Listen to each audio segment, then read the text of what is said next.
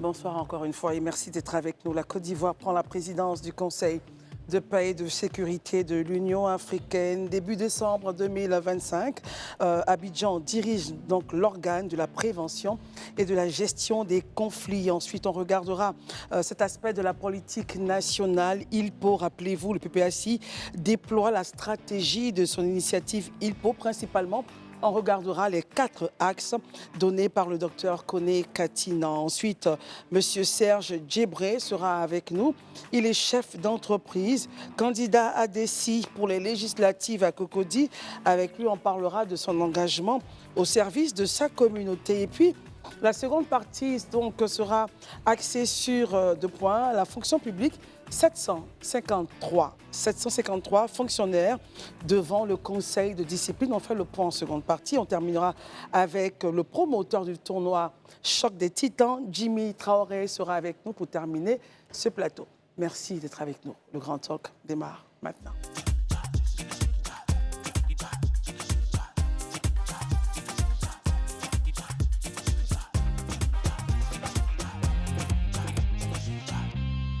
Merci d'être avec nous. Ce soir, nous avons, comme je le disais donc à l'entame de la ligne ouverte, nous avons tous la langue lourde et le cœur lourd par rapport, donc vous le savez, au départ brusque de notre sœur, de notre amie, cette boule de vie, cette femme de lumière, Nadia Sabé, qui a mis la joie, en tout cas dans nos cœurs, le temps de son séjour sur Terre. Nous voulons saluer la famille, sa famille à elle, son époux, Ariel Chéné, sa fille, et puis tous ceux qui l'ont aimé, qui continueront de l'aimer jusqu'à ce que ce monde-là subsiste. Ce sont des moments difficiles pour nous, mais nous croyons que Dieu fera le reste. Yako, à nous, comme on le dit, Yako à la Côte d'Ivoire, et Yako à tous ceux-là qui l'ont aimé. Nos condoléances vont également vers la famille de Angelo Papa, le lead vocal du groupe Aboutourousse, qui nous a également quittés hier. On connaît bien le groupe Aboutourousse et comment ils ont fait vibrer la nation ivoirienne. Si vous les avez aimés, écoutez, c'est le moment de prier donc pour les familles. Merci d'être avec nous. Nous sommes le Grand Talk et ce soir, nous sommes avec Élisée Boloube. Élisée. Bonsoir Christelle, bonsoir chers fidèles téléspectateurs. Je voudrais en tout cas saisir l'occasion pour encore, à la suite de Christelle, dire sincères condoléances à Ariel Chéné, l'époux de notre consoeur qui est décédée, Nadia Sabé, à toute sa famille, ainsi qu'à toutes ces personnes-là qui l'ont connu et aimé. Marius Komoé, bonsoir. Bonsoir Christelle. Yako, véritablement, à la famille éplorée. Et Yako, à l'époux, lui aussi est un artiste de talent.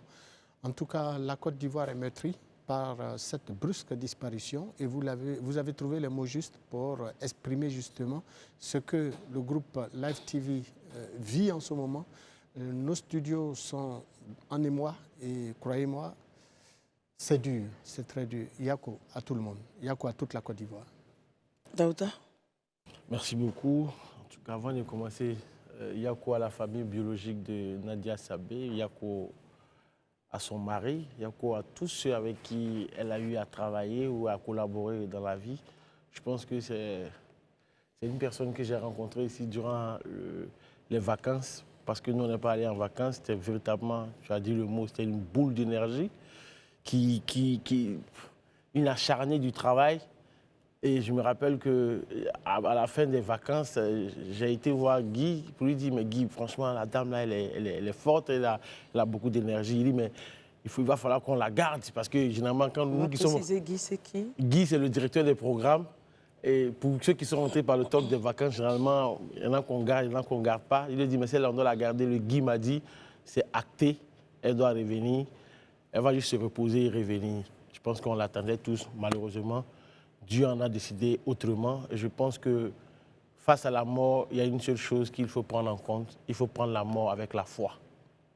Ayons de la foi à chacun de nous. Que Ariel Chéné garde la foi, que sa famille garde la foi. Parce que c'est par la foi qu'on pourra faire passer cette douleur-là. Merci beaucoup, chers amis. Merci à tous. Ouvrons donc l'agenda qui nous rassemble. Notre agenda commencera par l'aspect diplomatie. La Côte d'Ivoire qui prend la présidence du Conseil de paix et de sécurité de l'Union africaine. Élisée Boloube, avant de décrypter l'actualité, même quel est l'impact d'une telle nouvelle sur la nation, par exemple, disait? Ben, je pense déjà que c'est d'une responsabilité, une lourde responsabilité qui est celle de l'État qui est désigné pour présider aux destinées du Conseil de paix et de sécurité. Je pense que déjà, vous-même, en tant que président de ce Conseil-là, cela implique que vous-même soyez déjà un État où règne la paix. Tout à fait. Voilà un État où règne Exactement. la sécurité. Exactement. Parce que vous imaginez aisément la contradiction de mettre à la tête d'un tel Conseil quelqu'un où, voilà, c'est un pays pardon, là où il y a des conflits. Donc déjà, je pense que c'est un bon signal pour la Côte d'Ivoire. C'est dit que c'est un pays déjà où nos pères ont la confiance de ce que ce pays est en paix et de ce que ce pays-là aussi est un pays en sécurité. Et cela est d'autant plus juste quand on regarde un peu notre sous-région, quand on regarde un peu tout ce qui se passe à nos frontières, dans certains pays qui nous sont proches. On peut aisément comprendre pourquoi notre pays a été ainsi désigné. Comme je l'ai dit, c'est déjà une lourde responsabilité. C'est à nous de montrer à l'ensemble de nos pairs africains que nous avons cette capacité-là d'assumer cette responsabilité, donc d'être un pays-là qui sait partager son expérience en matière de paix et en matière de sécurité. Marius Komoé? Ben, il faut dire tout simplement que Élysée a bien fait de le relever, c'est une grande opportunité qui s'offre à la Côte d'Ivoire de présider donc le Conseil de paix et de sécurité de l'Union africaine. C'est une occasion qui offrira à la Côte d'Ivoire, à n'en point douter, des avantages significatifs. Par exemple? Sur le plan diplomatique, sur le plan même politique, notamment en termes donc, de renforcement de son influence stratégique sur la scène africaine, sur la scène continentale. Et ce serait également l'occasion pour la Côte d'Ivoire d'avoir une grande visibilité ou de s'offrir une meilleure visibilité au niveau continental, une meilleure diplomatie au niveau continental. Et tout est à l'honneur du ministre en charge des Affaires étrangères, le ministre Kakou, Adam Kakou, qui a œuvré justement pour que la Côte d'Ivoire atteigne justement une telle reconnaissance de ses pairs au niveau continental. Et donc, il lui reviendra assurément d'assurer la présidence au ministère Tout à fait, des il lui Affaires revient déjà, oui. étrangères, d'assurer la présidence de la Côte d'Ivoire à la tête donc, de cet important outil de consolidation de la paix au niveau continental. Je reviendrai certainement sur d'autres aspects dans le vif du sujet. Daouda, au cœur donc, du dispositif, la Côte d'Ivoire prend les rênes. Est-ce que cela demandera un peu plus de communication dans les actions de l'Union africaine vis-à-vis des États et vis-à-vis de nous, les citoyens ivoiriens, parce qu'on voudra bien savoir ce qui se fait, ce qui se dit, les décisions qui s'y prennent, et puis l'impact de cette prise de fonction vis sur l'échiquier international, hors africain, mais mondial, on va dire. D'accord. Déjà, il est important de noter que la prise de fonction de la Côte d'Ivoire intervient dans une période où le continent fait face à beaucoup de problèmes. Tout à fait. Le premier problème, c'est la montée des coups d'État militaires dans plusieurs régions de l'Afrique. La deuxième, c'est la résurgence du terrorisme dans le Sahel. Et la troisième, c'est des tensions politiques généralement récurrentes qui sont liées qu'on appelle ça, aux processus électoraux. Donc, aujourd'hui, assurer, comment on appelle ça, la présidence du Conseil de paix et de sécurité confère en fait à la Côte d'Ivoire une responsabilité diplomatique majeure. Ça, c'est la première des choses. Et cela, forcément, va renforcer sa position comme acteur incontournable de la stabilité. Dans la mesure où, vous le savez, depuis 15 ans maintenant, la Côte d'Ivoire est un pays où il y a une forte croissance, il y a eu de grosses réformes et il y a une diplomatie active. Pour ce, le ministre Adam, lorsqu'il prenait la parole, je pense qu'il a précisé que le mandat de la Côte d'Ivoire s'inscrit dans l'agenda 2063, oui, dans ses aspirations 4 et aspiration 2. L'aspiration 4 qui est une Afrique pacifique et sécurisée, et l'aspiration D qui est un continent intégré. Cela signifie en gros que la Côte d'Ivoire aborde sa présidence non pas comme un mandat technique, mais un leadership pragmatique. Donc sûrement, ça répond à votre question pour dire que, vous vous rappelez que la dernière fois, Élysée et moi, on avait maille à partie. Lorsque la sur la CEDEAO? Sur la CEDEAO. Lorsque la Côte d'Ivoire était à la CEDEAO, il y a eu de grosses réformes qui ont été faites. On espère que pour cette nouvelle responsabilité que la Côte d'Ivoire a au niveau continental, que forcément, il y a des choses qui vont se faire, il y a des choses qui vont se savoir. Et je pense que l'État ivoirien est au travail et je pense que c'est le soft power de la Côte d'Ivoire qui est mis sur orbite. Je reviens encore sur l'image justement de cette prise de fonction. Élysée, après les tensions que nous avons connues pendant les élections présidentielles, arriver donc à ce type de leadership, quelle image on renvoie au monde? Oui, déjà, comme je l'ai dit, je dis que l'une des choses qui est importante et essentielle de retenir ici, pour un pays qui est censé assurer la présence d'un tel organe, il faut déjà toi-même à ton niveau être un modèle en termes de sécurité et un modèle en termes de paix. C'est vrai qu'il y a eu quelques remous du fait de l'élection. Et ça, je pense que dans tous les pays, la période des élections, c'est une période de tension. Très critique. Il peut s'exprimer de façon violente sur certains cieux, comme vraiment de façon un peu apaisée. Mais toujours est-il qu'il y a une tension, il y a un conflit. Donc ça, je pense que la Côte d'Ivoire n'en a pas été épargnée, mais ça ne suffit pas pour qu'on puisse dire que la Côte d'Ivoire n'est pas un pays de paix, parce qu'on n'a pas eu de conflit de nature à dégénérer comme une guerre, tout ça. Une guerre civile, on n'en a pas eu. Et c'est la capacité donc de cet État-là à pouvoir préserver les acquis. Et ça, c'est quelque chose quand même qui s'entend au niveau de l'Union africaine, d'autant plus que c'est un continent, malheureusement, il faut avoir l'honnêteté de le reconnaître, où il y a beaucoup de pays en conflit, soit des conflits internes, soit des conflits avec des pays voisins.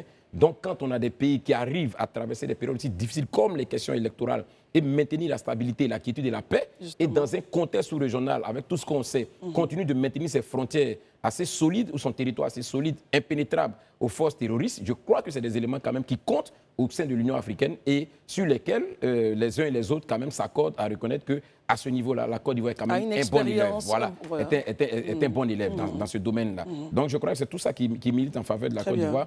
Maintenant, quand on finit de dire ça, moi je pense que les enjeux, pour moi, sont aussi au niveau interne.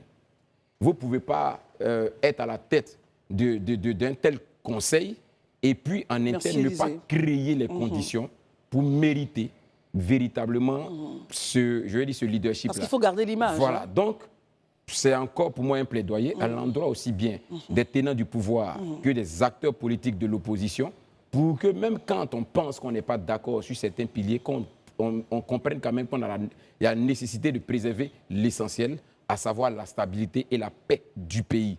Parce que ce n'est pas juste une question de symbole, mais c'est des vies qu'il faut maintenir et qu'il faut tenir. Et ça, c'est quand même important. Merci Élysée. Justement, vous embrayez sur le second sujet, le PPACI, parlant de politique nationale, qui dévoile la stratégie de leur initiative ILPO, basée sur 4 piliers, 4 axes. Daouda Coulibaly, commençons déjà avec vous. L'initiative, on l'a déjà décryptée, initiative pour la libération des prisonniers d'opinion. Aujourd'hui, dans la conférence de presse, le docteur Koné Katina a donné des détails sur la façon dont les choses allaient être gérées. Daouda, votre point? Bon, je ne sais pas s'il faut... s'il faut revenir sur ce sujet-là, mais bon... Oui, il est à l'agenda. Il est à l'agenda, malheureusement, mais bon. Je pense que M. Katina, il dit que l'initiative, je pense que Gbagbo Laurent l'avait dit, il ne dit pas autre chose que ce que Gbagbo Laurent avait dit, ils sont en train de contribuer à la libération des prisonniers politiques. Donc, la première des choses, c'est qu'ils vont venir en soutien aux prisonniers d'abord.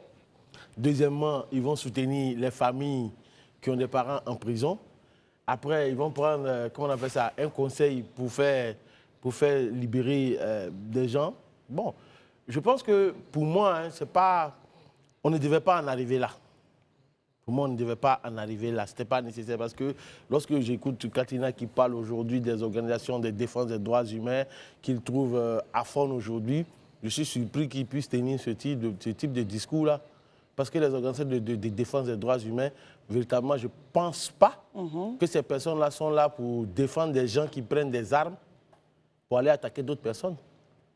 Je ne pense pas que les organisations comme Human Rights Watch ou bien, comment on appelle ça, Amnesty ou bien la LIDO et autres sont d'accord avec le fait que des gens partent à Ouagadougou pour aller saboter la chambre de transfert de gaz qui alimente toute la Côte d'Ivoire, qui pourrait tuer des gens. Je ne pense pas que les organisations de défense des droits humains soient d'accord avec le fait qu'un parti politique, parce que l'un des leurs n'est pas sur la liste électorale, parce que sa candidature n'a pas été acceptée du point de vue de la loi, donc il faille tuer des gens pour arriver à ses fins. Bon, je sais pas, on a véritablement sur la question une divergence d'opinion. Eux, ils parlent de prisonniers d'opinion. Moi, je dis, ce n'est pas des prisonniers d'opinion, c'est des terroristes et il faut les traiter comme tels. Marius, comment est votre regard justement sur la conférence de presse donnée et les points qui attirent votre attention, les points énoncés par le docteur Koné Katina? Le premier point, c'est qu'il nous a fait encore savoir que son parti continue de protester contre le 4e mandat. Un autre point qui a retenu mon attention, c'est qu'en même temps qu'il proteste contre le 4e mandat, il demande la table de discussion avec le gouvernement. Je me demande de quel gouvernement s'agit-il. Vous dites en même temps qu'il conteste... Il conteste le 4e mandat. Donc il demande à discuter avec le gouvernement. Ce qui veut dire qu'il ne reconnaît pas le président élu. Or, c'est le président élu qui met en place un gouvernement. Donc, quel gouvernement, avec quel gouvernement il veut discuter? Deuxième point. Et troisième point, la notion, et Daouda a bien fait de le relever, de prisonnier d'opinion. Pour vous, c'est un terme qui n'a pas sa place ici. Mais attendez, on est en Côte d'Ivoire.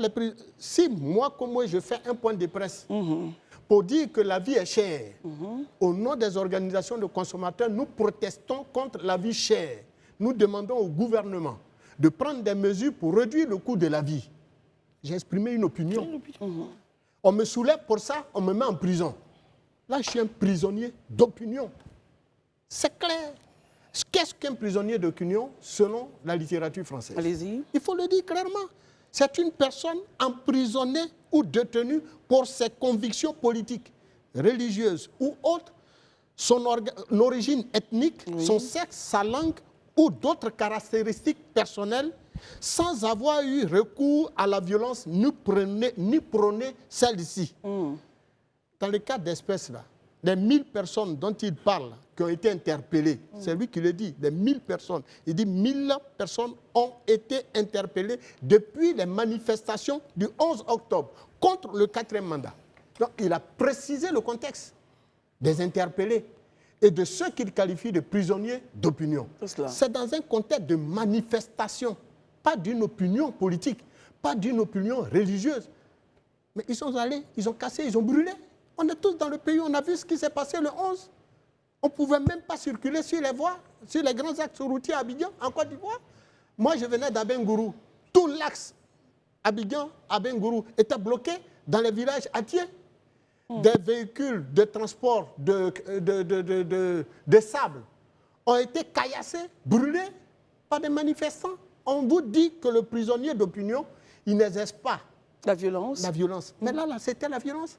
Un gendarme a été abattu. Ça, ce n'est pas de la violence. Donc, en quoi on nous parle de prisonniers d'opinion? Donc, tu vois, la question de la notion qu'il donne aux gens qui ont appelé, ils ne veulent pas assumer leurs responsabilités. Nous, on défendait l'idée ici de ne pas, en appelant les Ivoiriens de ne pas écouter les hommes politiques, de ne pas les suivre. Aujourd'hui, là, regardez, on aurait évité tout ça, qu'on n'en serait pas là. Aujourd'hui, ils ne savent pas par quel miracle ils vont pouvoir se rapprocher du gouvernement. C'est pour ça que j'ai apprécié, à un moment donné, en début de cette semaine, la sortie du PDCI à la tribune de l'hémicycle, à travers le député Do Simon. Il a été magnanime. J'ai retrouvé le PDCI du Faux-Boigny, qui prône la non-violence, qui pardonne et qui tend ses bras. C'est ce que Oufouette nous l'a enseigné et c'est ce que Do Simon a exprimé, en reconnaissant même que depuis qu'il existe l'hémicycle, ils n'ont jamais vu un président de l'hémicycle conciliant et qui crée les conditions d'une unité dans l'action. Bref, il faut que le PPACI et ses dirigeants comprennent qu'ils ont apporté à un moment donné une mauvaise voie. Ils ont voulu dégager par tous les moyens le président en exercice et son régime. Ça a échoué, il faut passer à autre chose, c'est tout. Très bien. Élisée Bolobe, votre point? Ok, je pense qu'il y a 2 jours, on en parlait déjà de cette initiative pour la libération des prisonniers dits d'opinion. Comme je l'expliquais, je dis c'est dans la forme, c'est une bonne initiative. Oui, vous l'avez dit, oui. Et c'est responsable pour un parti politique qui estime à un certain moment donné avoir donné un mot d'ordre ou avoir donné un mot d'ordre ou avoir lancé un appel et que des gens ont répondu et que ceux-ci ont été arrêtés, c'est responsable de la part de ce parti politique-là d'être en front line et de chercher à résoudre la question, donc d'assister ces personnes qui sont détenues. Donc dans la forme, vraiment, je pense que c'est une initiative bonne. Maintenant, comme je le dis, il faut arrêter des discours, pour moi, qui peuvent être des discours démagogiques. Si on dit qu'on va réunir des conseils pour soutenir les prisonniers, c'est faisable et c'est tout à leur honneur. Si on dit qu'on va soutenir les familles des personnes allées en prison, c'est souhaitable, c'est faisable et c'est tout en leur honneur. Mais laisser croire qu'on fera sortir ces prisonniers-là sans condition, je dis c'est un discours démagogique. Et c'est ça là que nous, on demande d'arrêter dans ce pays, d'avoir des discours démagogiques. Il faut dire des choses telles qu'elles sont. Aujourd'hui, on est dans une situation où on ne peut trouver d'issue sans avoir un dialogue politique. On est obligé d'engager le dialogue avec les tenants du pouvoir et c'est la seule alternative. Discuter avec eux, parvenir à un dialogue et puis vraiment résoudre la question. Mais éviter de faire bander des muscles là où ce n'est même pas nécessaire. Parce que si vous avez la capacité de bander des muscles et donc d'être à la hauteur des épreuves, on l'aurait vu dans les semaines antérieures. Très bien. Il faut à un moment donné faire profil bas et puis chercher à résoudre le problème par les voies qui sont les voies pacifiques et les voies du dialogue. C'est plus important pour moi. Merci infiniment, messieurs. Nous allons recevoir un invité, monsieur Serge Djibré, chef d'entreprise, candidat ADECI pour les législatives à Cocody. Nous parlerons donc de son projet. On ne fera pas de campagne, mais on parlera un peu de la vision qu'il a d'abord d'être rentré en politique. Pourquoi? Je me rappelle, il lisait le point de vue d'un intervenant tout à l'heure. À la ligne ouverte, il il dit disait... on attend de la diaspora de venir apporter sa compétence dans les secteurs, mais on Pas de n'entend pas rentrer en de politique. Bonsoir, monsieur Djibré. Bonsoir à vous. Alors, j'espère que vous allez bien. Pourquoi la politique? Alors, je ne prendrai pas la question dans ce sens, pas pourquoi la politique, pourquoi l'engagement sociétal. Et je pense que c'est un devoir. Bon, ça se ressemble un peu. Si on veut faire un jeu de définition, on ne se sortira pas. Mais donnez-moi les raisons de votre engagement. Alors, je suis plus à l'aise avec cette définition. Très bien, allez-y. Les raisons de votre engagement. Pourquoi l'engagement sociétal? C'est un devoir pour tous ceux qui pensent qu'ils peuvent contribuer à l'avancée de la société, de s'engager d'une façon ou d'une autre. D'autres s'engagent professionnellement, d'autres sportivement, culturellement, et d'autres politiquement. Donc, c'est un devoir citoyen et c'est une âme de tous ceux qui pensent qu'ils peuvent contribuer à l'essor d'une nation. Lisez. Oui, pendant que vous êtes là, ça tombe très bien, parce que je l'ai vu sur l'affiche aussi de plusieurs candidats ou des potentiels candidats d'ADCI, un vrai député de la nation. C'est quoi un vrai député de la nation? Y a-t-il des faux députés de la nation? Moi, j'ai même envie de vous laisser répondre. Non, je peux répondre. Non, c'est votre affiche. Un député, c'est un député, mais on voit sur votre affiche et sur l'affiche de plusieurs cas de l'ADCI, un vrai député de la nation. Alors, je fais cette petite boutade. Pourquoi un vrai député? Nous avons toujours eu des députés dans cette nation. Mais on vient d'assister à une mandature pratiquement avec une icône. Le député de la nation, Assalé Tiomoko, qui a totalement anobli et réinventé la fonction des députés pour les générations modernes. Donc, la notion de vrai député, c'est un message qui renvoie à la mandature exceptionnelle qu'a eue l'honorable Assalé Tiomoko. Donc, vous nous dites qu'à part l'honorable Assalé Tiomoko, tous ceux qui étaient donc à l'Assemblée votés par la population ivoirienne étaient des faux ou des personnes qui n'ont pas anobli la fonction. C'est vous qui le dites. Je reprends vos mots. Alors, je reprends vos mots. Moi, je constate que les Ivoiriens sont divisés sur tous les sujets politiques. Les avis divergent. Mais il y a quand même une constante. Tous les Ivoiriens sont d'accord sur le fait que nous avons eu ces 5 dernières années un député qui a pris à bout de bras toutes les causes nationales, quels que soient les bords politiques des uns et des autres. Nous avons bénéficié des actions exceptionnelles de l'honorable Assalé Tiomoko. Très bien, Daouda. Non, moi, je n'ai pas de question sur le sujet. Passer au retour, je vais avoir une question. Marius? Alors, quelle est votre vision à l'état actuel des choses et au regard de tout ce que nous constatons dans l'aspect, j'allais dire, dans la vie politique nationale? Qu'est-ce que vous entendez véritablement apporter? Il y a des questions qui... Vous savez, l'engagement politique, il est toujours adossé à un appel intérieur. Bon, et il y a des questions, moi, particulièrement pour Cocody, mais au-delà, pour les Ivoiriens, il y a des questions qui me font bouillir. Lesquelles? Alors, il y a un phénomène que je considère comme un mal pernicieux qui est rampant ces derniers temps. C'est une sorte de misère des classes moyennes. On a dans ce pays de plus en plus des gens qui travaillent, qui essaient de trouver les moyens de s'en sortir d'une façon ou d'une autre, mais ils continuent de s'appauvrir. Donc on s'est dit, il y a un problème quelque part.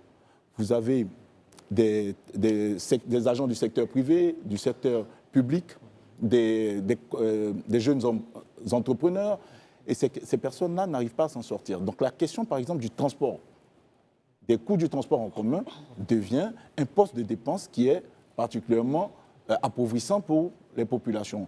De même pour le loyer. Donc sur ces points-là, il faudrait que la loi, à un moment, s'intéresse à ces sujets-là et essayer de voir si on pourrait trouver un indice de péréquation pour pouvoir maîtriser ces variables-là qui ne sont pas aujourd'hui, qui sont des effets surprises pour les citoyens en général, surtout en région urbaine. Élisée? Ok, j'ai écouté attentivement, je vais dire, l'intervention de notre invité. Vous avez dit tout à l'heure quelque chose qui me permet de vous demander. Vous avez dit tout à l'heure que les classes moyennes s'appauvrissent davantage. Est-ce que c'est le ressenti ou est-ce que c'est quelque chose qui est scientifiquement prouvé avec des chiffres à l'appui et une étude? Si tel est le cas, est-ce qu'on peut avoir le rapport de cette étude? Parce que de ce que moi je sais, avec les études rendues publiques aussi bien par l'OCDE, la Banque mondiale, on nous dit que le taux de pauvreté a diminué dans ce pays. Il est passé de près de 52 aujourd'hui à 37%. Ce que vous dites, c'est l'expression d'un ressenti ou c'est le résultat d'une étude que vous avez menée? Si oui, est-ce qu'on peut avoir la référence? Monsieur Djibré? Alors, ce n'est pas en termes d'études ou de ressenti qu'il faut présenter les choses. Vous savez, nous sommes dans un état où les moyennes, les agrégats, sont toujours des moyennes pour l'ensemble de la situation. Mais ce que nous percevons et qu'il faut tout de suite prendre en compte... C'est une perception. Voilà, ce qu'il faut prendre en compte, c'est comme dans une classe. Si la moyenne de la classe elle est bonne, avec 2 ou 3, 4, 5 élèves qui sont à la pointe des notes, on tire tout le monde vers le haut. Par contre, il y a une grande masse qui sont dans les notes assez basses. Donc notre inquiétude à nous, c'est de savoir comment les classes moyennes les plus basses soient relevées au niveau de ces indicateurs qu'on a maintenant, comme l'indicateur dont vous avez parlé tout à l'heure, qui nous dit que la classe moyenne est aujourd'hui de plus en plus nombreuse. Voilà, on essaiera peut-être de comprendre parce que moi j'étais un peu perdu. Si vous affirmez de telles choses, donc il faut prouver votre affirmation par chiffres et études comme Élisée l'a dit. Mais si c'est un ressenti que vous estimez ou une vision que vous avez, voilà, il faut aller directement. Alors le point précis et ne pas faire croire que c'est basé sur des faits tangibles. Alors non, le point qu'il faut regarder, c'est plutôt l'élément du transport qui est aujourd'hui un fait pour les populations qui se rendent compte que le coût du transport n'est pas une donnée maîtrisée. Et c'est une variable qui est aujourd'hui appauvrissante pour eux. De même pour les coûts de loyer. Donc ça, ce n'est pas un ressenti, c'est plutôt l'effet que les populations, les dénonciations que les populations ont, c'est l'opinion qui s'exprime à travers ces éléments. Vous avez les données dessus? Vous avez chiffré? Daouda, Élisée avait la parole, on reviendra à vous. Élisée, terminé? Bon, ok. Moi j'ai compris M. Djibré, hein, mais je pense que les téléspectateurs seront d'accord avec moi pour dire que c'est une perception. Et la perception, pour moi, elle reste assez subjective.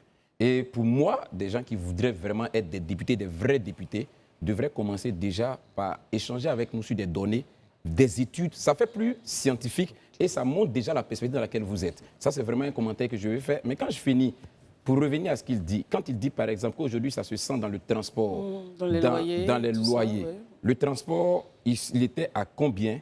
Il est passé à combien? Les loyers étaient à combien? Ils sont passés à combien? Et les revenus de ces personnes qui dépensent dans le transport et les loyers étaient à combien? Et aujourd'hui sont à combien? Vraiment pour moi, c'est des éléments qui devraient pouvoir soutenir vraiment une position et je veux dire un argumentaire.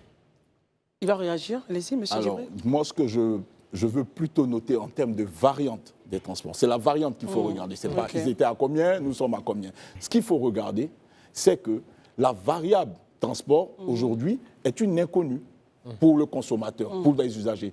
Et le fait que le transport se présente comme une bourse de chaque jour devient un danger. Ça veut dire que quand vous sortez de chez vous, vous ne pouvez pas savoir combien vous allez dépenser en termes de transport. Et ça commence à être un phénomène qui est récurrent en milieu urbain. Et c'est ça l'inquiétude. Très bien. Et je parlais de même pour les loyers. Alors, la question de la péréquation, il faut qu'on ait quand même un indice national de référence, qu'on sache à peu près, voilà les paliers par tranche, par région, par zone. On a... pas forcément les standings, mais les professionnels. Et c'est pour ça que je dis que la loi doit s'impliquer dans la création des conditions pour réguler ces sujets-là. Mais quand vous parlez, je vais même aller plus loin, hein, vous prenez les transports, vous prenez le loyer, mais il y a des sujets, si on prend la perception, il y a des sujets dont la perception n'est pas, n'est pas quantifiable, mais la perception est ambiante. Vous prenez les concours administratifs et publics. Mais partout où vous êtes, vous entendez des gens qui vous disent « aidez-moi à passer un concours ». Il y a un fort sentiment d'injustice autour des concours publics et administratifs. Mais comment vous voulez quantifier cela? Vous avez des gens en permanence qui vous disent… Monsieur Djebré, quand vous dites « aidez-moi à passer un concours soyez un peu plus précis. Je vais être précis. Parce qu'un frère peut dire… Je vous dis, sociologiquement, quand quelqu'un vous dit « aidez-moi à passer un concours », ça ne veut pas dire « allez composer pour moi ». Ça veut dire que la personne n'a même pas confiance dans ses compétences. Il parle d'un autre moyen pour obtenir ce concours. Et ce que ça fait, c'est que ces gens qui passent 3, 4 fois, 5 fois, 6 fois des concours, ils perdent confiance en eux parce qu'ils ont l'impression qu'ils sont victimes d'une injustice. On n'a pas d'éléments pour nous dire quel est le mérite de ceux qui ont obtenu et ceux qui ont échoué. Aujourd'hui, à l'heure du digital, il est un peu délicat qu'on ait une telle opacité sur les résultats d'un concours. Des concours, quand les gens les passent, c'est systématiquement parce qu'ils vont aller subir des formations. Ils ne sont pas… ce n'est pas les compétences qu'on évalue, c'est les prérequis. Donc, quand on veut évaluer ces prérequis-là, on le fait, on va dire, même avec des QCM, on a des résultats immédiats et en temps réel, on connaît tout de suite les résultats de façon à ce que chacun sache que je ne suis pas retenu parce que je ne suis pas le plus méritant. Alors, on réagit sur la question des concours. Non, je ne vais même pas réagir sur la question des concours. Monsieur Djiré, moi, j'ai beaucoup d'admiration pour Azaleh Temoko. Parce que quand il parle, il est méticuleux. Ce qu'il dit est chiffré. C'est sourcé. Malheureusement, vous voulez être député à Cocody. Moi, j'ai des doutes. Si je dois voter à Cocody et je vote à Cocody, je ne voterai pas pour vous. Parce que non, vous avancez les choses comme ça. Vous les avancez, il n'y a aucune source. Ça, c'est la première des choses. Il n'y a aucune donnée. À la limite, c'est un peu comme si vous êtes parti sur Facebook.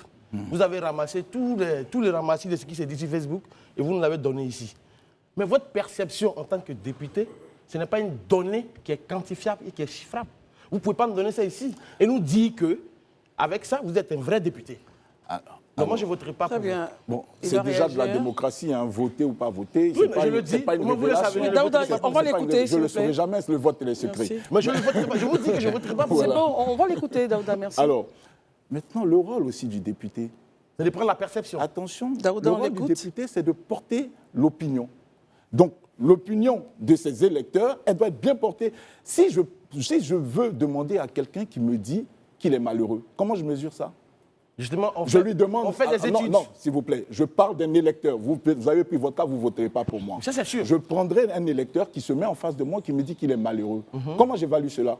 Donc, la vie, c'est aussi un ratio entre l'existant et les chiffres.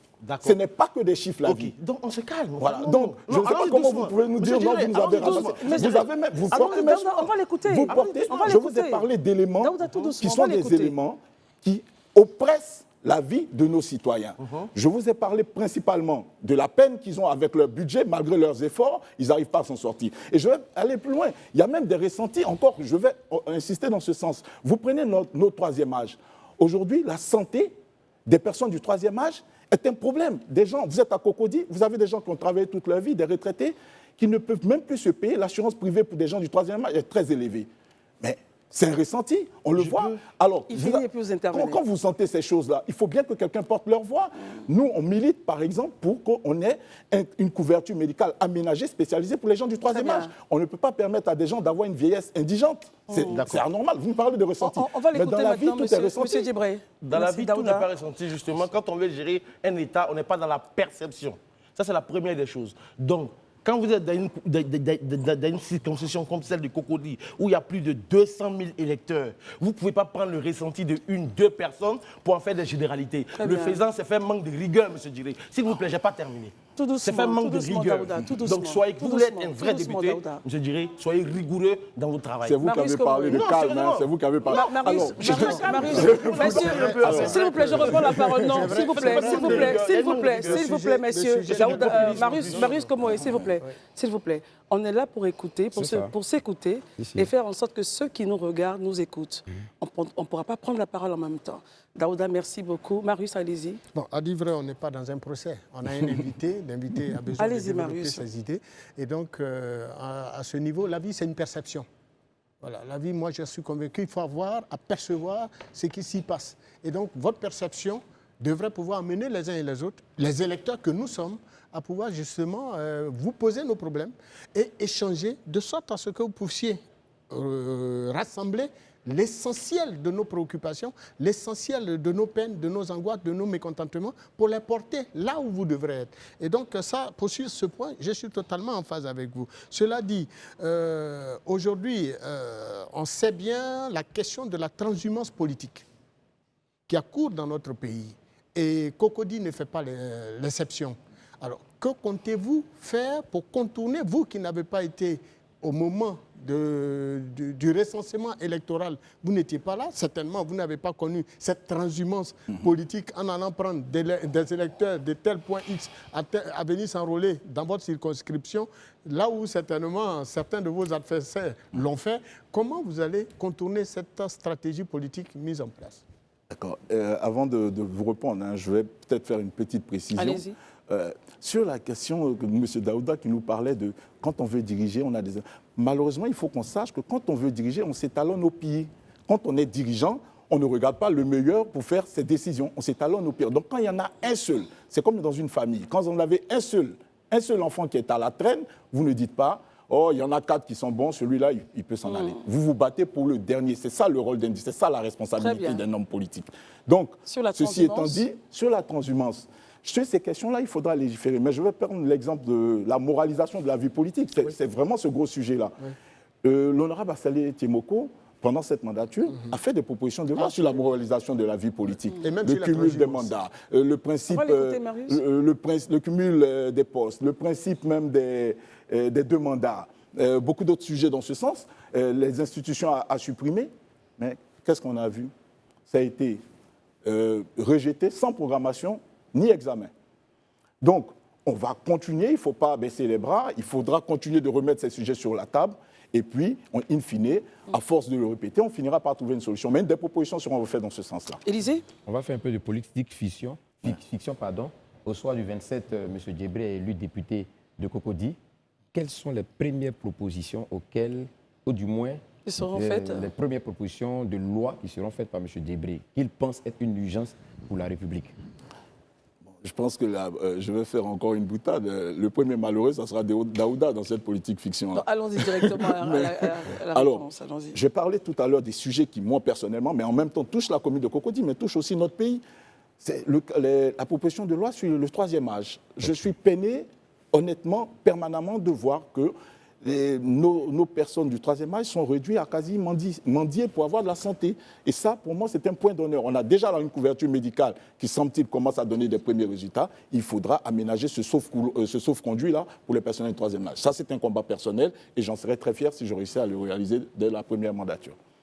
Très bien. Alors, qu'est-ce que vous allez faire de plus que ceux qui ont été là avant vous? La nation ne se résume pas en termes de faire plus ou moins. Il faut que chacun apprenne à faire sa part. Votre part, je parle de la vôtre. Donc, notre part, c'est déjà l'engagement que nous portons, qui, aujourd'hui, on regarde le parcours que l'honorable Assalé Tiemoko, président de l'ADCI, a eu, et on s'est dit, quand nous avons un compatriote qui porte des combats comme ça, tout seul, pour notre cause, il ne faut pas l'observer des tribunes. Il faut se mettre à ses côtés, parce que la nation, ça se bâtit à l'unisson. Il faut sortir des questions des hommes providentiels. Ce n'est pas des parcours en solo. Et donc, nous, notre part d'engagement, c'est donner de la force à l'action de l'honorable Assalé Tiemoko. Et on rêve pour l'ADCI, un groupe parlementaire. Quand on voit ce qu'il a pu faire seul, on rêve pour l'ADCI, pour le bien, pour le bonheur de notre pays, au moins l'obtention d'un groupe parlementaire pour l'ADCI. Mal parti. Très bien. Élysée, on termine. Messieurs, s'il vous plaît. Élysée, allons-y. J'ai juste un commentaire à la suite de ce qu'il a dit. Il faut accompagner l'honorable Assalé Tiemoko. Mais je pense que, M. Djebré, vous savez que le député, au-delà d'une appartenance ou d'une bannière politique, c'est le député de la nation. Oui, quand j'entends ça, est-ce que vous n'êtes pas en train de nous dire implicitement qu'une fois élu et que vous vous retrouvez à l'Assemblée avec M. Assalé Tiemoko, vous ferez ce qu'on a souvent décrit à certains députés, de lever la main juste parce que leur leader a levé la main, de baisser la main parce que leur leader a baissé la main? L'ADCI, c'est aussi un recoupement de valeurs. Il y a des valeurs que nous avons en partage, l'intégrité, la transparence, la défense des populations, et donc la lutte contre les injustices. Et au nom de ces valeurs-là, c'est un rassemblement de personnes, de valeurs, donc on est sûr qu'on a une autonomie, mais une autonomie au bénéfice des populations. Est-ce que vous êtes en train de me dire complètement... Oui, on termine dessus. Est-ce que vous êtes en train de me dire que si M. Djebré, au regard de ses convictions et du mandat reçu du peuple, estime par exemple qu'un projet de loi ou une proposition de loi émise par Saleh n'épouse pas ses convictions personnelles ni l'intérêt du peuple, peut-il s'opposer à cette loi, à cette proposition de loi? Force revient à l'intérêt des populations. Donc le débat, il est tranché. Merci. Merci infiniment. Vous êtes M. Serge Djibré, chef d'entreprise, candidat à DCI pour les législatives à Cocody. Avec vous, on a regardé un peu l'acuité de votre engagement politique. Merci infiniment. Merci. Et puis, je vous espère de faire un bon chemin. Merci. Bonne chance à vous. En seconde partie, nous reviendrons sur les 753 fonctionnaires ivoiriens traduits devant le Conseil de discipline. On terminera avec le choc des titans. Jimmy Traoré sera avec nous. À tout à l'heure.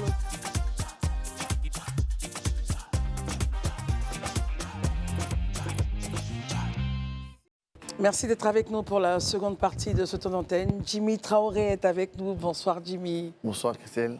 Bonsoir Daouda. Bonsoir Jimmy. Promoteur du tournoi, le choc des titans. On prendra langue avec vous dans quelques minutes. Mais avant, regardons un peu ces chiffres donnés tout à l'heure. Je vous parlais de 753 fonctionnaires traduits devant le Conseil de discipline. C'était entre 2023 et 2024, selon les données présentées mercredi 3 décembre, donc hier, par le président du dit Conseil, M. Yao Paul, lors d'un atelier consacré à l'évaluation des instances disciplinaires sectorielles. Daouda Coulibaly, de quoi s'agit-il? Oui, effectivement, Madame la ministre de la fonction publique, ministre d'État, ministre de la fonction publique, Madame Anne Désiré Ouloto Lamizana, a effectivement présidé un atelier bilan du Conseil de discipline sectorielle. Donc, en gros, l'objectif principal de cet atelier visait à l'harmonisation des pratiques et le renforcement des capacités des acteurs impliqués dans la gestion disciplinaire. Donc, elle était entourée lors de cet atelier-là par plusieurs cadres de différents ministères, de sorte à donner en fait les meilleurs rudiments aux uns aux autres pour qu'ils puissent comprendre qu'aujourd'hui, l'administration publique ivoirienne a besoin de rigueur, a besoin de personnes bien formées pour mieux faire le travail. Et donc, c'est à la fin de cet atelier-là que le président du conseil de discipline, M. Yao, a bien voulu donner les chiffres que vous venez de donner là, qui sont de 553 fonctionnaires. 753 fonctionnaires qui, entre 2023 et 2024, ont été face au conseil de discipline. Est-ce qu'on sait pourquoi? Quelques raisons? Non, les raisons sont nombreuses. Est-ce qu'on a des choses? Souvent, il y en a qui ne viennent pas. Souvent, il y en a qui sont partis en voyage. Sans permission? Il y en a de sans permission. Il y a aussi comment on appelle ça?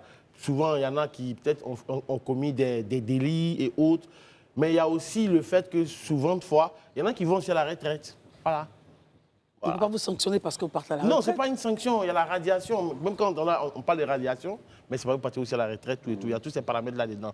Mais généralement, quand on parle de conseil de discipline, c'est parce que vous n'avez pas respecté les règles, le code d'éthique et de déontologie de la fonction publique. Donc, les raisons sont aussi nombreuses que variées.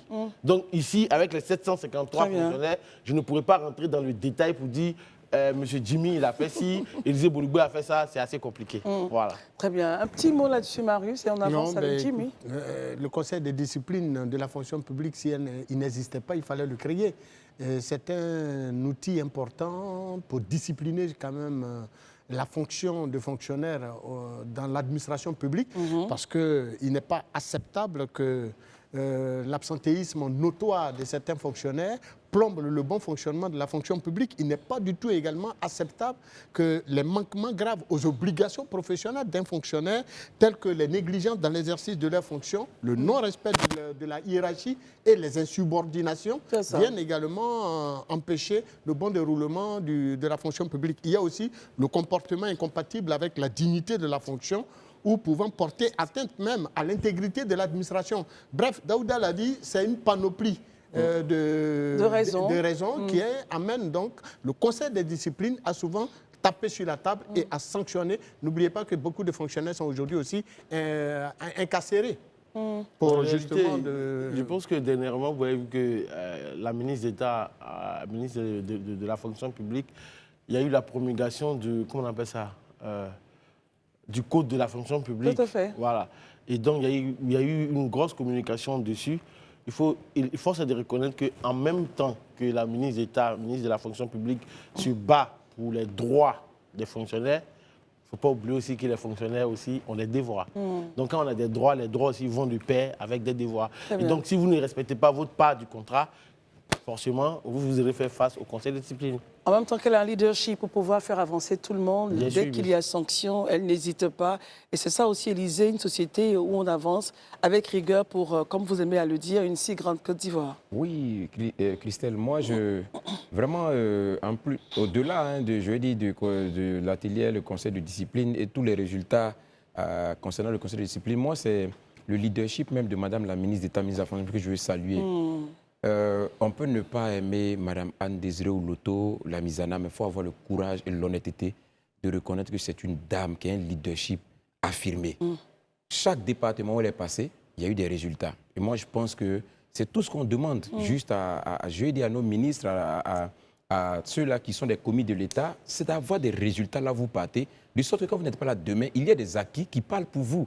Et sur cet aspect-là, je pense que tous, autant que nous sommes autour de cette table, et même ceux qui nous suivent à la télé, reconnaîtront que cette dame-là s'est distinguée. Vraiment, elle a affiché un leadership affirmé que tout le monde reconnaît et que nous saluons.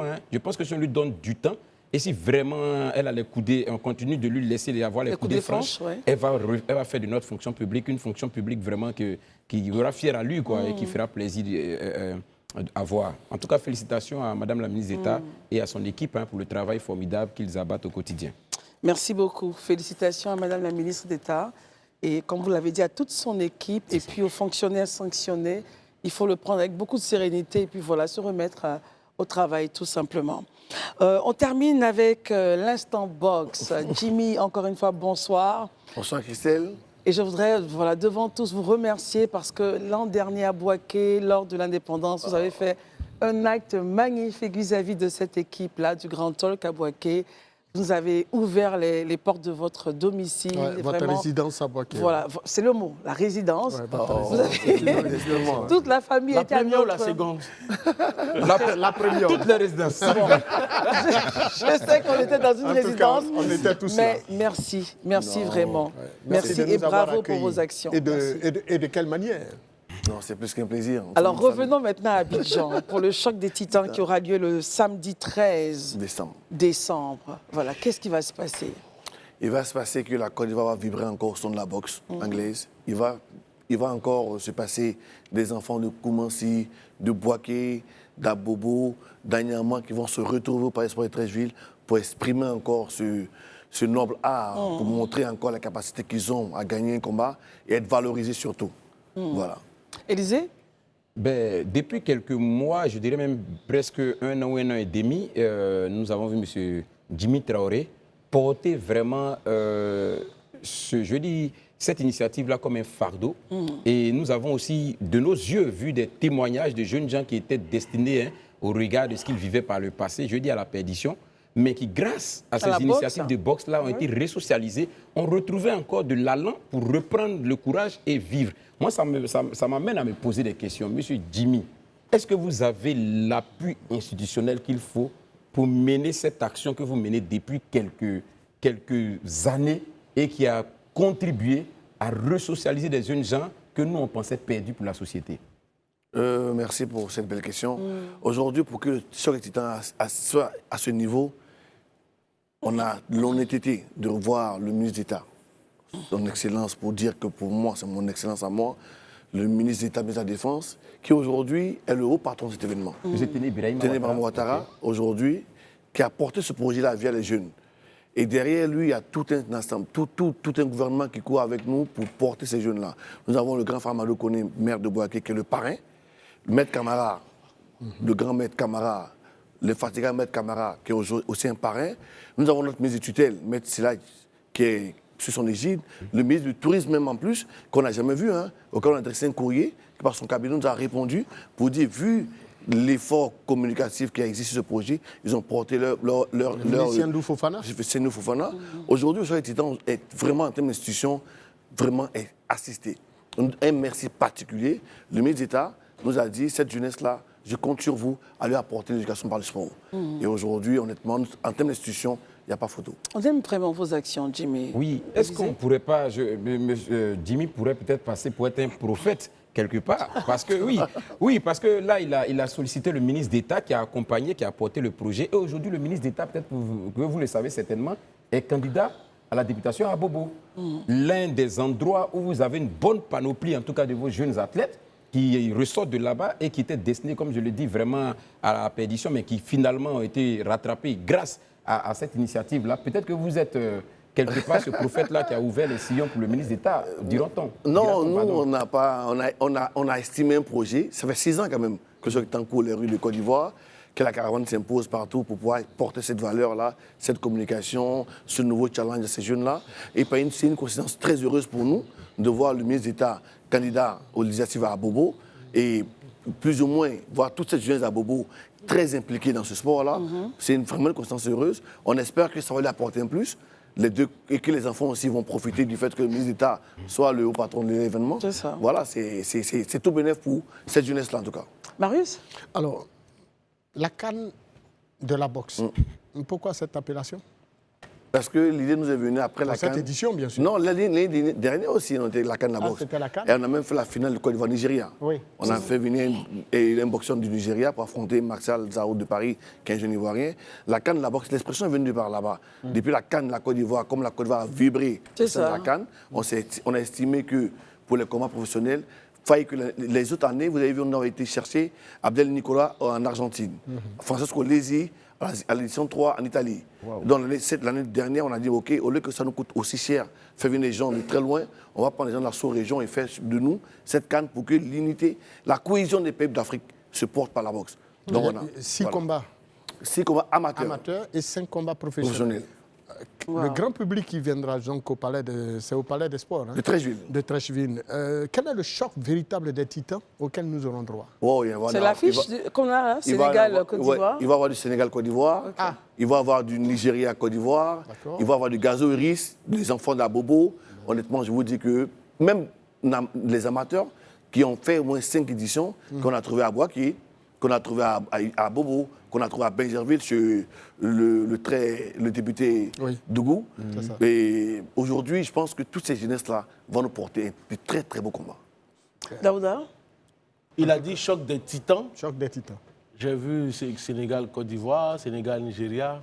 Des matchs qu'on a déjà remportés à la CAN 2023 déjà. S'il n'y a pas Côte d'Ivoire-Mali, à quoi ça sert? Attends, pour te dire, l'année dernière, nous avons fait du Côte d'Ivoire-Mali. Ah bon? Oui. Et on a gagné. On a gagné. Ah, ok, d'accord. Et comme on a gagné, il ne fallait plus prendre de risques. Voilà, d'accord. Donc, mais la question, parce que je constate que Jimmy, à chaque fois, tu reviens sur. Tu rappelles à chaque fois que la boxe était le sport favori du père fondateur de la nation. Pourquoi ce rappel insistant? C'est des faits. C'est des faits. Oui, on sait que c'est des faits. Et le rappel, c'est juste expliquer aux gens que Foubagny, tout Ivoirien se sent au footiste quelque part. Nous tous, nous revendiquons ça. On avait de belles affiches à l'époque du président Fouette. Et aujourd'hui, il était le président de la fédération à son époque, parce que c'était le seul mécène qui a porté.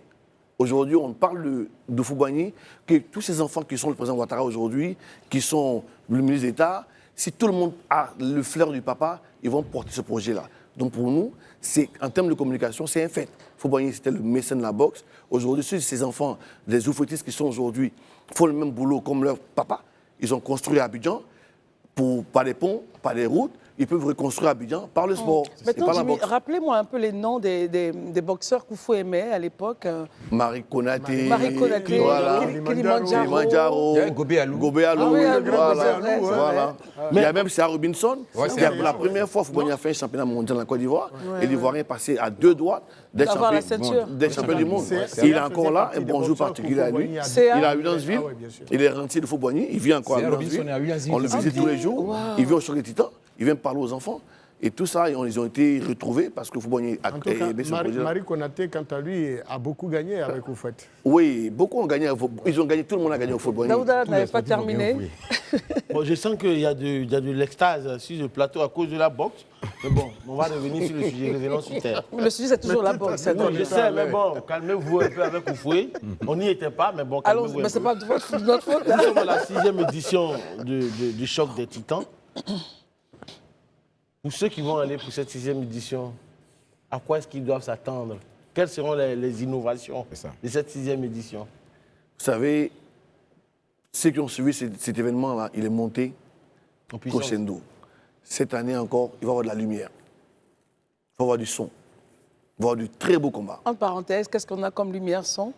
Non, on a de grands, pour ne pas faire de la publicité, on a de grands hommes aujourd'hui en termes de mise en scène qui vont porter un projet de son à lumière, comme à Las Vegas, comme c'était l'année dernière. Oui, l'année dernière, c'était comme ça. Je n'ai pas envie de citer, de faire de publicité.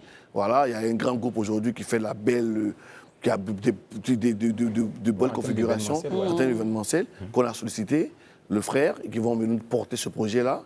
Et derrière, il va y avoir des artistes. Parce que c'est toute une soirée. Il y a le côté festif, il y a le côté artistique, il y a le côté combat. Et je vous dis, il y a même le côté bouffe. Parce que tout derrière, il y a la restauration. On va créer un village autour de la boxe, au fait. Et derrière, il va y avoir un très beau combat féminin. Il va y avoir à 18h des combats de 2 jeunes pour créer l'initiative. On va créer une initiative à la boxe. Vous nous rassurez sur la médecine, sur les médecins qui seront présents pour prendre les boxeurs en charge et tout? Nous sommes avec des médecins de très bon niveau, qui nous couvrent la caravane. Nous sommes avec une très belle assurance. Ah, magnifique. Voilà, comme ça, qui nous accompagne sur le projet. La question de la sécurité du public? La gendarmerie a toujours été avec nous.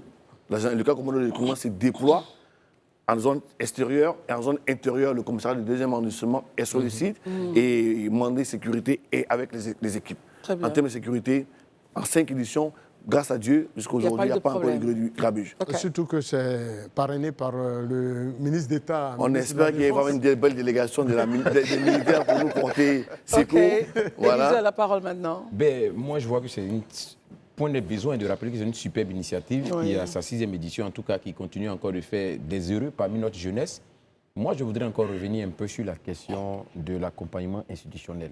Aujourd'hui, est-ce que le choc des titans où les initiateurs des chocs des titans sont approchés par les autorités étatiques pour en faire vraiment, je vais dire, une fédération de boxe en bonne et due forme, ou bien pour prendre la relève? Parce que là, franchement, nous, on n'entend plus parler de fédération de boxe, on n'entend vraiment plus parler. Chaque fois qu'on entend des combats de boxe et autres, c'est les chocs des titans. Est-ce que les autorités, les pouvoirs publics aujourd'hui ne vous ont pas approché, ou du moins vous n'avez pas besoin de peut-être vraiment pour en faire en bonne et due forme une fédération qui pourra vraiment gérer la question comme il se doit? Cet appui institutionnel, est-ce qu'on l'a? Non, la question est belle. Vous savez, une association, une fédération, c'est une association. C'est ça. Et une association a des codes. Il fallait que les clubs votent un président. Mais la boxe a eu tellement de séquences de coupures de présidents depuis l'ère où Houphouët-Boigny. Aujourd'hui, il est très difficile de recoller les morceaux en termes de boxe anglaise. Et donc, du coup, aujourd'hui, si on va sur le palais des élections normales, en termes de club, c'est très compliqué. Donc, pour moi, il faut remettre la carte. Il faut poser les cartes. Il faut une action de l'État claire. Parce qu'aujourd'hui, le monsieur qui a un club de boxe dans les années 1984, qui était assis qui n'a même pas de salle de sport, il se revendique président du club. Et aujourd'hui, avec tout ce panel des anciens et des nouveaux, ça crée une cacophonie infernale. Et par conséquent, pour voter, ça va être compliqué. Moi, par exemple, je me suis porté au Sénat pour être candidat à la Fédération ivoirienne de boxe. Vous savez ce qu'on me reproche? Non. D'être un promoteur. D'être quoi? D'avoir été promoteur. De choc des pas président de club. Donc, voilà. Non, je suis président, mais en dépit de président de club, il fallait que je ne sois jamais... J'ai jamais été promoteur. J'ai été choqué et je me suis rendu compte que c'est dans ce business-là que la boxe n'avance pas. Voilà. Est-ce que quand vous avez regardé les textes, ça figure dans scène? Ça n'existe pas. Ils ont créé ça parce que Jimmy Traoré a créé le choc des titans. Bon, donc, pour disqualifier Jimmy Traoré, il fallait qu'on mette aujourd'hui. Donc, ça crée d'autres choses.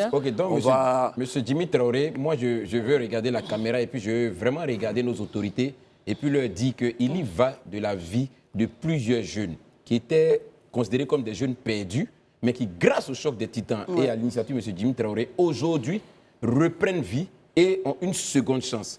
Moi, je pense qu'il faut sortir des considérations qui n'en valent pas la peine soyons pragmatiques. Et c'est ça aussi ce qu'on attend d'une grande Côte d'Ivoire. Il faut déjà officialiser, faire vraiment de cette initiative-là la fédération de boxe. Et puis les jeunes vont trouver de quoi vraiment s'épanouir. Et puis on pourra insérer d'autres jeunes dans le tissu social et la vie continuera pour eux. On a un ministre qui se bat. Franchement, le ministre Image, délégué, il est boxeur dans l'âme. Il croit à ce projet-là. Il nous soutient énormément. Il nous a apporté. Voilà, il faut qu'aujourd'hui, le pays a besoin.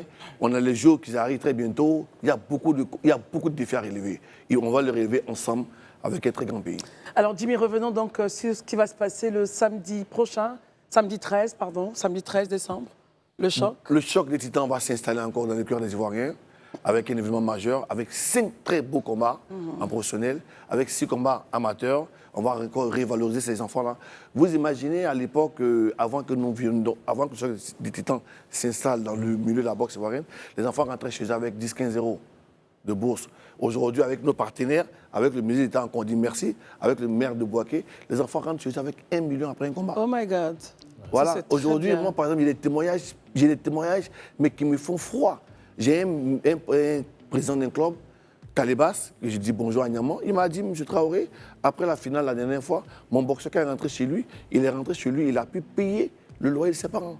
Oh là là, c'est très bien. Voilà, j'ai un jeune comme Gazo Eris qui me dit, M. Traoré, à l'époque, j'avais des problèmes de transport. Souvent, je n'arrivais pas à descendre en zone 4 pour m'entraîner, parce que j'ai vu le boxe, j'ai vu le sport aussi, je suis un coach. Aujourd'hui, depuis les plateaux télé que j'ai fait, depuis la visibilité que vous nous avez donnée, on me transporte gracieusement de Yopougon en zone 4. Il y en a des tas comme ça. Il y a des moments qui m'ont appelé pour certifier. On va terminer. C'est ce que c'est qui a reçu. Son fils a reçu les 700 000 francs de chez nous. Et ça, c'est un élan pour nous. Pour nous, c'est une nouvelle. Il n'y a rien à dire. Dans le choc des Titans, il y a du social. Il y a les actions qu'on fait de dépistage gratuit. Il y a des dons et dons les enfants. Et c'est pour cela, justement, Jimmy, que nous aimons vous voir sur ce plateau. Et nous sommes toujours très ravis de vous avoir. Parce que vous donnez la possibilité à ces enfants d'avoir une autre vie, à ces parents d'être heureux avec leurs enfants qui se mettent dans la boxe. Une nouvelle histoire, une nouvelle vie, une nouvelle chance. Merci beaucoup. Il faut, comme Élisée l'a dit, aller plus loin et pousser, créer la fédération. Et je vous invite puis voilà. particulièrement. Alors, 2 000 francs, 20 000 francs VIP, et puis les VIP, 50 000 francs. Maintenant, ma maison mère, je vous invite franchement au c'est VIP. gentil. Il est très Élisée. important que vous soyez là. On va faire passer. Voilà. Alors, si on a toute l'équipe. et si on invitait, on offrait... Je trouverai le temps de Messieurs, venir. si on offrait ça aux téléspectateurs. Moi, je vais y aller. Hein. Oh, non, donc, mais s'il te plaît.